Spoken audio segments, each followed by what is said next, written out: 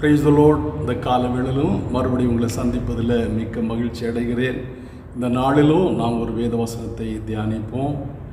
எரேமியா 6 அதிகாரம் 16வது வசனம். எரேமியா 6:16. வழிகளிலே நின்று பூர்வ பாதைகள் எவை என்று கேட்டு விசாரித்து நல்ல வழி எங்கே என்று பார்த்து அதிலே நடவுங்கள், அப்பொழுது உங்கள் ஆத்துமாக்கள் இளைப்பாறுதல் கிடைக்கும் என்று கர்த்தர் சொல்கிறார். இந்த வசனத்தில் வாசிக்கும்போது பூர்வீக பாதைகள் நின்று நல்ல வழி எங்கே என்று கேட்டு விசாரித்து அதிலே நடவுங்கள், அப்பொழுது உங்கள் ஆத்துமாவுக்கு இளைப்பாறுதல் கிடைக்கும் என்று கர்த்தர் சொல்கிறார். இந்த இடத்துல பூர்வீக பாதைகள் நிற்க வேண்டும், நல்ல வழி எங்கே என்று பார்க்க வேண்டும், விசாரிக்க வேண்டும், அதிலே நடக்க வேண்டும், அப்பொழுது உங்கள் ஆத்மா இளைப்பாறுதல் கிடைக்கும் என்று ஆண்டவர் சொல்கிறார். பிரியமானவர்களே, இன்றைக்கு அநேக வழிகளை நாம் வேதத்தில் வாசிக்கிறோம். வேதத்தில் அநேக விதமான வழிகள் இருக்கிறது. மனுஷனை செம்மையாய் தோன்றுகிற வழி, கோணலான வழி, மாறுபாடான வழி, வழி விலகுகிற செய்கை. இன்னும் மோசையை கொண்டு ஆண்டவர் சொல்லும்போது ஜீவ வழியும் மரண வழியும் உங்களுக்கு முன்பதாக வைத்திருக்கிறேன் என்று தேவன் சொல்லுகிறார். இயேசு சொல்லும்போது ஜீவனுக்கு போகிறதான வாசல் குறுகலானது, கேட்டுக்கு போகிறதான வழி விசாலமானதுன்னு சொல்லுகிறார். கேட்டுக்கு போகிறதான வழி அது ஒரு ரோடு, ஆனால் ஜீவனுக்கு போகிற வாசல் அது குறுகலானது, இடுக்கமானது. இதில் பிரவேசிக்கிற சிலர் என்று இயேசு சொல்லுகிறார். இப்படி நான் வேதத்தில் அநேக வழிகளை நாம் வாசிக்க முடியும். இங்கே சொல்லப்படுகிறது, பூர்வீக வழிகளிலே நின்று நல்ல வழி எங்கே என்று கேட்டு விசாரித்து அதில் நடவுங்கள், அப்பொழுது உங்களுக்கு இளைப்பாறுதல் கிடைக்கும். இந்த இடத்துல சொல்லப்படுகிறது, நீ நிற்க வேண்டும், பார்க்க வேண்டும், விசாரிக்க வேண்டும், அதுக்கப்புறம் அந்த வழியில் நடக்க வேண்டும், அப்பொழுது உங்கள் ஆத்மா இளைப்பாறுதல் கிடைக்கும் என்று இங்கே ஆண்டவர் எரேமியை கொண்டு சொல்கிறார். பிரியமானவர்களே, மோசே அவன் மீதியான் தேசத்தில் உள்ளதான ஆசாரியனாகிய எத்ரோடைய மகளை விவாகம் பண்ணினான். ஆண்டவருடைய அழைப்பை பெற்ற போது மோசே குடும்பமாக புறப்பட்டார். அந்த சூழ்நிலை காரணமாக தன்னுடைய மனைவியை அவங்க அப்பா வீட்டுக்கு அனுப்பினார். ஆண்டவர் மோசை கொண்டு எகிப்தியரை வாதித்து அங்கிருந்து இஸ்ரவேல் ஜனங்களை புறப்பட பண்ணதை எத்ரோ கேள்விப்பட்டு தன்னுடைய மகளையும் பேர பிள்ளைகளையும் மோச இடத்துல ஒப்படைக்கும்படியாக எத்ரோ வந்தார். வந்தபோது மோசே கர்த்தர் அவனை கொண்டு செய்தான எல்லா காரியங்களையும் எத்ரோவுக்கு அறிவித்தார். எகிப்தியரை வாதித்தது, செங்கடலை பிளந்து வழி நடத்தினது, ஜனங்களுக்கு ஆண்டவர் யுத்தம் பண்ணது, ஜனங்கள் சந்தோஷமாய் பாடினது, அவளுக்கு ஆகாரம் இல்லாத போது ஆண்டவர் மன்னாவை பொழிய பண்ணது, கண்மலை திறந்து தண்ணீரை கொடுத்தது, அவளுக்கு எதிராக வந்ததான அந்த ஜனங்களை முறியடித்தது போன்றதான எல்லா காரியங்களையும் எத்ரோவுக்கு மோசே விவரித்து சொன்னபோது எத்ரோ சந்தோஷப்பட்டார். உங்கள் தேவனாய் கர்த்தரே எல்லா தேவர்களும் பெரிய தேவன் என்று சொல்லி அந்த எத்ரோ ஆண்டவரை மகிமைப்படுத்தினார். ஆனாலும் அந்த எத்ரோ தன்னுடைய ஊருக்கு திரும்பி போனார் என்று வாசிக்கிறோம். இங்கே எத்ரோ என்று சொல்லக்கூடியதான ஆசாரியன் அவன் மீதியான் தேசத்தான். அவன் மோசையுடைய தெய்வத்தை குறித்து கேள்விப்பட்டார். அவர் விசாரித்தார், கேள்விப்பட்டார், ஆண்டவரை மகிமைப்படுத்தினார். உங்கள் தேவனே பெரிய தேவன் என்று புகழ்ந்தார். ஆனாலும் அவர் அந்த வழியில் நடக்கவில்லை, தன்னுடைய வழியிலே திரும்பி போனார் என்று வேதத்தில் வாசிக்கிறோம். அது மாத்திரமல்ல, அந்த எத்ரோடைய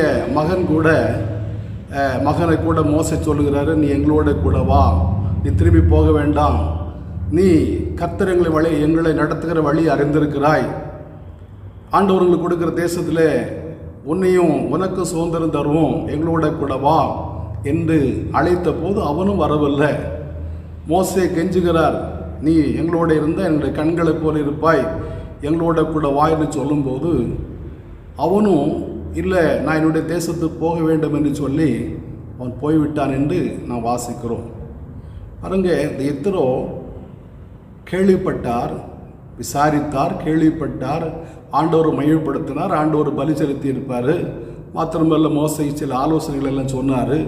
அவ்வளவு சொல்லியும் அவ்வளவு காரியங்களை கேள்விப்பட்டும் தேவனே உண்மையான தேவன் என்று அந்த எத்தரோ அறிந்தும் அந்த வழியில் நடக்கவில்லை.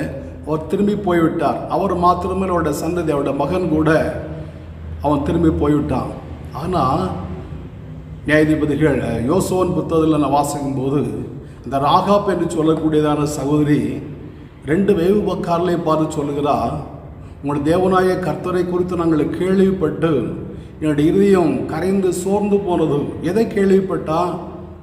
ஆண்டவர் எகிப்தியரை 10 விதமான வாதைகளினாலே வாதித்ததை கேள்விப்பட்டா, செங்கடல் வழியாக ஆண்டவர் நடத்தினதை கேள்விப்பட்டா, அவளுக்கு ஆண்டவர் மன்னாவை கொடுத்ததை கேள்விப்பட்டா, கண்மலை திறந்த தண்ணீரை கொடுத்த கேள்விப்பட்டா, வழியிலே இஸ்ரவேல் ஜனங்கள் எதிர்த்ததான எல்லா ராஜாக்களையும் ஆண்டவர் முறியடித்ததை அவள் கேள்விப்பட்டாள்.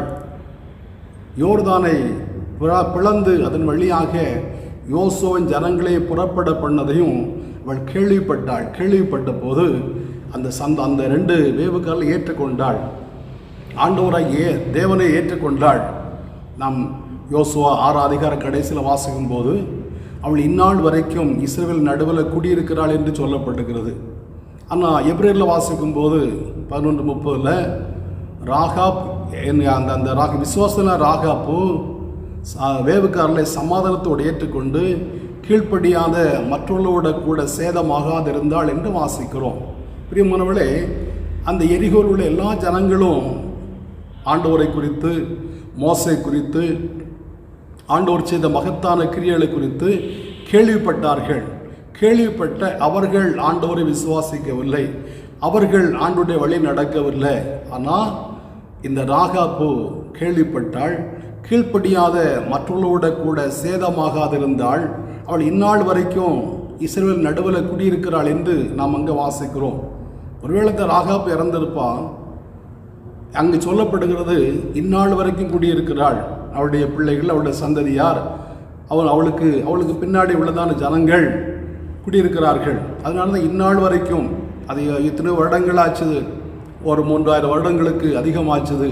ஆனால் இன்றைக்கும் நாம் வேதத்தை வாசிக்கும் போது இந்நாள் வரைக்கும் அவள் இஸ்ரவேல் நடுவில் குடியிருக்கிறாள் என்று நாம் வாசிக்கிறோம்.